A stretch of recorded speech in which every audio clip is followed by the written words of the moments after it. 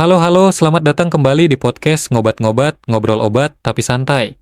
Masih bareng gue, Lukman, apoteker yang kadang lebih sering disangka tukang kasir kalau lagi jaga apotek. Dan hari ini kita kedatangan tamu spesial yang udah nggak asing lagi. Yap, kembali hadir di studio apoteker cantik, cerdas, dan selalu bikin obrolan berfaedah, tapi nggak bikin ngantuk. Apoteker Sinta.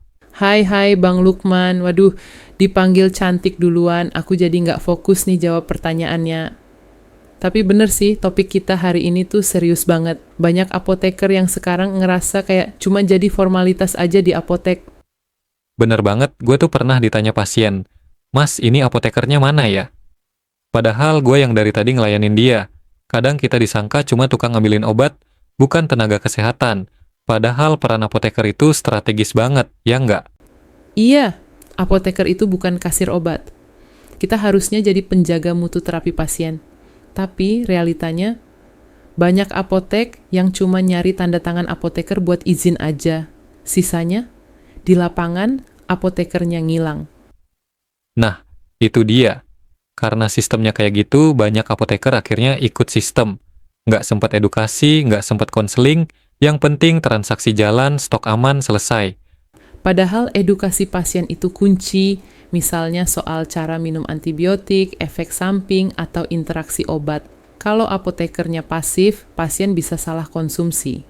Dan itu bukan sekadar salah teknis, tapi bisa berbahaya. Setuju, dan kalau apoteker terus disingkirkan ke peran administratif doang, jangan heran masyarakat jadi nggak ngerti pentingnya konsultasi obat. Nanti taunya ya dari TikTok dan brosur MLM. Betul.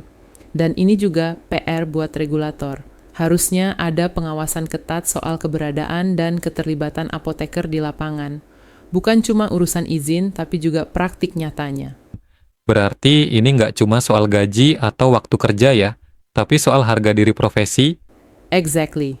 Karena kalau kita sebagai apoteker diam aja, ya lama-lama profesi ini dilihat sebelah mata. Kita harus ambil peran, aktif, dan edukatif. Oke, sebelum kita tutup, Sinta kasih dong 3 pesan buat teman-teman sejawat dan masyarakat soal pentingnya peran apoteker. Kyus! 1. Apoteker bukan tukang ambil obat. Kita penanggung jawab mutu terapi. 2. Pasien berhak dapat edukasi, jangan pelit ilmu. 3. Suarakan peran kita. Biar apotek itu bukan cuma tempat beli obat, tapi tempat ngerti soal kesehatan. Keren banget. Makasih banyak, Sinta. Selalu seru dan berbobot tiap kamu mampir ke podcast ini. Dan buat kalian semua, jangan lupa apotek itu bukan minimarket. Di balik etalase ada ilmu yang harusnya dibagikan. Sampai ketemu di episode selanjutnya. Ngobat-ngobat, ngobrol obat, tapi santai. Bye-bye.